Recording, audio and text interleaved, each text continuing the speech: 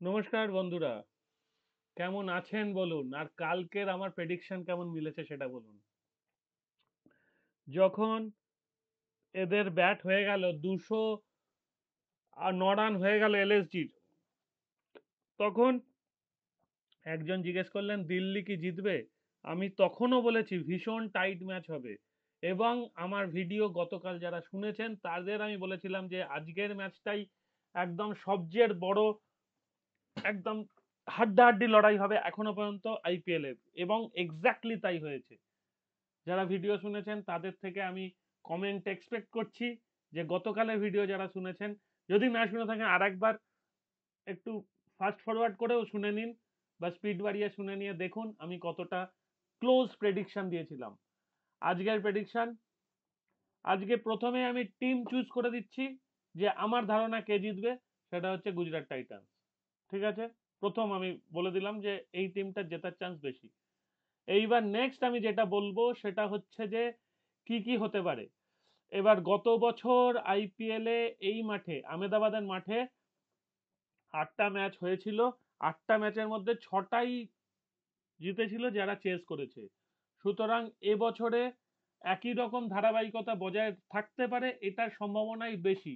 কারণ এই মুহূর্তে গুজরাটে প্রচন্ড গরম এবং শিশিরটা ভালোই পড়ছে। শিশির পড়ার সুবাদে যারা পরে ব্যাট করবে তাদের একটা ভালো চান্স আছে। গুজরাটের ক্যাপ্টেন শুভমান গিল আর পাঞ্জাবের ক্যাপ্টেন শ্রেয়াস আইয়ার প্রথমবারের জন্য পাঞ্জাব খেলছেন এবং পাঞ্জাবের ক্যাপ্টেন হয়েছেন। শুভমান গিলের সঙ্গে হয়তো ওপেন করতে দেখা যাবে সাই সুদর্শনকে, জস বাটলারকেও ওপেন করতে দেখা যেতে পারে, সেখানে সেদিকে শুভমান গিল ফার্স্ট ডাউন নামলেও নামতে পারেন। তাছাড়া রয়েছেন গ্লেন ফিলিপস, শাহরুখ খান। এই শাহরুখ খানকেও নিশ্চয় মনে আছে, পাঞ্জাবের এক সময় প্লেয়ার ছিলেন শাহরুখ খান। ওয়াশিংটন সুন্দর, রাহুল তেওটিয়া এখন কিন্তু ফ্যামিলিয়ার ফেস, এবং রশিদ খান। বেশ কয়েকটা সিজন রাহুল তেওটিয়া এবং রশিদ খান গুজরাটের স্পিন বোলিং সামলেছেন। সাই কিশোর ও মোটামুটি কমন ফেস গুজরাট টিমের। কাগিসো রাবাদা বল আর নতুন করে বলবার কিছু নেই। মোহাম্মদ সিরাজ, প্রসিদ্ধ কৃষ্ণা। সুতরাং গুজরাটের বোলিং কিন্তু যথেষ্ট শক্তিশালী। এবং যদি এটা লক্ষ্য করে দেখা যায়, এখনো পর্যন্ত 12 নম্বরে প্রসিদ্ধ কৃষ্ণাকে রেখেছে। ধরে নেওয়া হচ্ছে যে সেকেন্ডে ব্যাট করবে গুজরাট। যদি সেকেন্ডে ব্যাট করে তাহলে প্রসিদ্ধ কৃষ্ণাকে বোলার হিসাবে নেওয়া যেতে পারে, কিন্তু প্রথমে ব্যাট করলে তো একটা ব্যাটসম্যান থাকবে, সেখানে তো 12 নম্বর প্লেয়ারের অপশন নেই। তো একটা কাউকে বসিয়ে হয়তো নেওয়া যাবে, হয়তো শাহরুখ খানকে বসিয়ে বা সাই সুদর্শনকে বসিয়ে হয়তো প্রসিদ্ধ কৃষ্ণাকে নেওয়া যাবে সেকেন্ড ইনিংসে যখন খেলতে আসবে। প্রথম ইনিংসে যদি বল করে তাহলে প্রসিদ্ধ কৃষ্ণার অপশন পাবে না, সেখানে সেই ক্ষেত্রে একজন ব্যাটসম্যানকে নেওয়া হবে, এটাই ধরা হচ্ছে। এবার আসি পাঞ্জাব কিংসের টিম। প্রভ সিমরন মাঝে মাঝে ভালো খেলেন, প্রচুর ধারাবাহিকতার অভাব দেখা গেছে। জস ইংলিশ এই পিচে কেমন করবেন বলা মুশকিল, এমনিতে মারকুটে ব্যাটসম্যান। শ্রেয়াস আইয়ার আশা করি ভালো খেলবেন, কারণ এই পিচ তার পরিচিত পিচ। গ্লেন ম্যাক্সওয়েল, তিনি ভীষণ ক্যাজুয়াল। আজকে গ্লেন ম্যাক্সওয়েলের কাছ থেকে ব্যাটে তেমন কিছু এক্সপেক্ট আমি করছি না। বলে কিছু হলেও হতে পারে যদি আজকে একটা স্পিনিং ট্র্যাক পাওয়া যায়। গুজরাটের ট্র্যাক মোটামুটি যেটা এক্সপেক্টেড সেটা হচ্ছে যে স্লো ট্র্যাক মানে প্রথম দিকে বল ব্যাটে আসবে, যত সময় গড়াবে তত কম ব্যাটে আসে সাধারণত। যদি আমরা দেখি যে লাল মাটির পিচ, মানে লাল রঙের পিচ পাওয়া যায় তাহলে তাই হয়।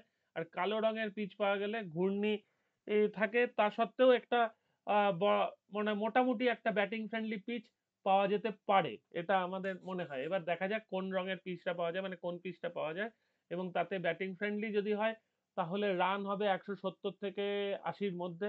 আজকে 200 রান হয়তো হবে না, আমার মন বলছে যে আজকে 200 রান হবে না। এবং আজকে একটা স্পিনিং ট্র্যাক পাওয়া গেলেও যেতে পারে। লো স্কোরিং থ্রিলার হবে কিনা মনে হচ্ছে না থ্রিলার হবে। হয়তো গুজরাট কিছুটা আধিপত্য বিস্তার করেই খেলাটা প্রথম থেকে শেষ পর্যন্ত খেলবে, হয়তো কিছুটা বলছি, কারণ কি পাঞ্জাবের টিম আমার কাছে সেরাম শক্তিশালী লাগছে না। গ্লেন ম্যাক্সওয়েলের পর নেহাল ওয়েদারা খারাপ ব্যাট করেন না, কিন্তু সব রকম পিচে মানিয়ে খেলার প্রবণতা একটু কম। মার্কাস স্ট্রয়নিস রিসেন্টলি তিনি অস্ট্রেলিয়া টিম থেকে রিটায়ারমেন্ট নিয়েছেন, কারণ তিনি সারা পৃথিবীতে টি-20 লিগস খেলে বেড়াতে চান, এবং অবশ্যই তিনি একজন যোগ্য প্লেয়ার।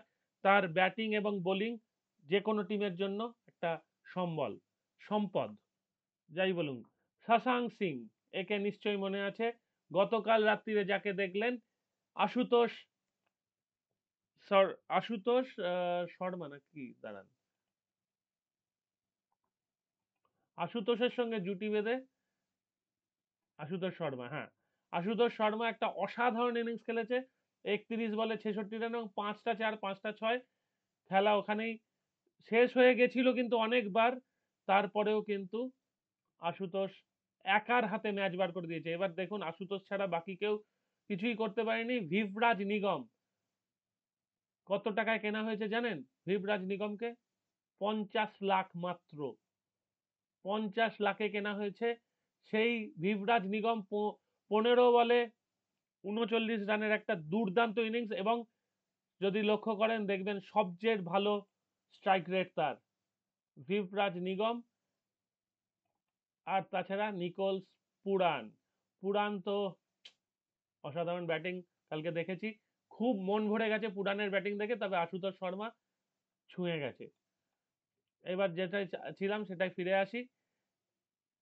এই শশাঙ্ক সিং এবং আশুতোষ শর্মা জুটি বেঁধে বেশ কয়েকটা ম্যাচ গত বছর পাঞ্জাবকে জিতিয়েছিল, কিন্তু পাঞ্জাব এবারে আশুতোষ শর্মাকে ছেড়ে দিয়ে এখন নিশ্চয়ই হাত কামড়াচ্ছেন কালকে আশুতোষ শর্মার ব্যাটিং দেখার পর। তো দেখা যাক কি হয় আজকে, শশাঙ্ক সিং কতটা খেলতে পারেন। আর আছেন মার্কো জ্যানসন ব্যাট বল দুটোই ভালো করতে পারেন। হারপ্রীত বার অনেক বছর ধরে খেলছেন, প্রো প্লেয়ার, পাঞ্জাবেরই খেলেন, মোটামুটি বলটা খারাপ করেন না। বৈশাখের বলে জোর আছে, কিন্তু মাঝে মাঝে দিশাহীন বোলিং করে ফেলেন। যদি উইকেট টু উইকেট বল রাখতে পারেন, বৈশাখ কিন্তু একটা wicket taking bowler undoubtedly. Arshdeep Singh এখন ইদানিংকালে হয়তো রেগুলার খেলতে পারেননি ইন্ডিয়া টিমে, কিন্তু আর্শদীপ সিং একটা ভালো বোলার।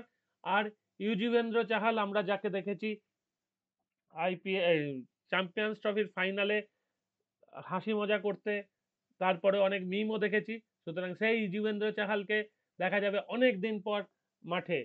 এবং ইউজুবেন্দ্র চাহাল আজকে হয়তো তার স্পিনিং ম্যাজিক ছড়াবেন, এবং কতটা কি করেন সেটাই দেখার।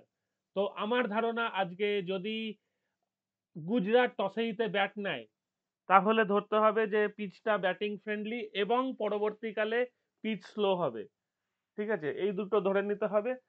প্রথম ইনিংসে ব্যাটিং ফ্রেন্ডলি, আর গুজরাট যদি টসে জিতে ফিল্ডিং নেয়, তাহলে ধরতে হবে যে পিচটা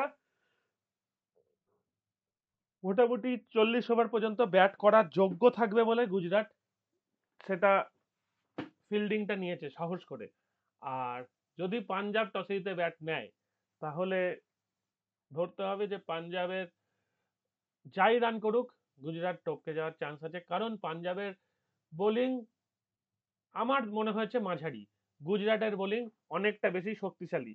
সুতরাং গুজরাট বল করে পাঞ্জাবকে কিন্তু 170-80-র মধ্যে আটকে দিলেও দিতে পারে। যেহেতু এটা সন্ধেবেলার ম্যাচ, সেই জন্যে 180 রান হওয়াটা চাপ আছে যদি পাঞ্জাব প্রথমে ব্যাট করে। গুজরাট প্রথমে ব্যাট করলেও 180 টপকে কত দূর যাবে সেটা মনে হচ্ছে না। এবার জস বাটলার বা গ্লেন ফিলিপস বা শাহরুখ খান, যদি এরা যদি প্রচন্ড মারতে শুরু করে, অথবা রাহুল তেওটিয়া সাধারণত সেকেন্ড ইনিংসে ভালো খেলেন, প্রথম ইনিংসে রাহুল তেওটিয়া সেরকম বড় রান আমরা দেখিনি। তো এই সব যদি খুব দুর্দান্ত খেলেন, তাহলে কিছু বলার নেই, সেখানে 200 রানও হতে পারে, কিন্তু 200 রান হওয়ার চান্স আজকে একটু হলেও কম আছে। তো এই হলো আমার স্পেকুলেশন। এবার বাকি আমি খেলার মাঝখানে কমেন্ট করি। আর দেখতে থাকুন। আশা করি এখনো পর্যন্ত আমি যে কটা স্পেকুলেট করেছি ৪টে ম্যাচ হয়েছে, ৪টে ম্যাচেই ঠিকঠাক উইনার চুজ করে দিয়েছি। আজকের উইনার গুজরাট টাইটান। কালকে উইনার আমি এলএসজি বলছিলাম ঠিকই, কিন্তু এলএসজি লাস্ট মুহূর্তে হেরে গেছে। সুতরাং যারা টাকা লাগিয়েছেন তারা নিশ্চয়ই টাকা ঘোরানোর সুযোগ পেয়ে গেছেন। তো এলএসজিও জিততে পারতো কালকে, ডিসিও জিততে পারতো কালকে, কিন্তু ভীষণ টাইট ম্যাচ হয়েছে। আজকে হয়তো অতটা টাইট হবে না, তবে এক্সাইটিং ম্যাচ হবে। এখানেই শেষ করলাম। ভালো থাকবেন বন্ধুরা।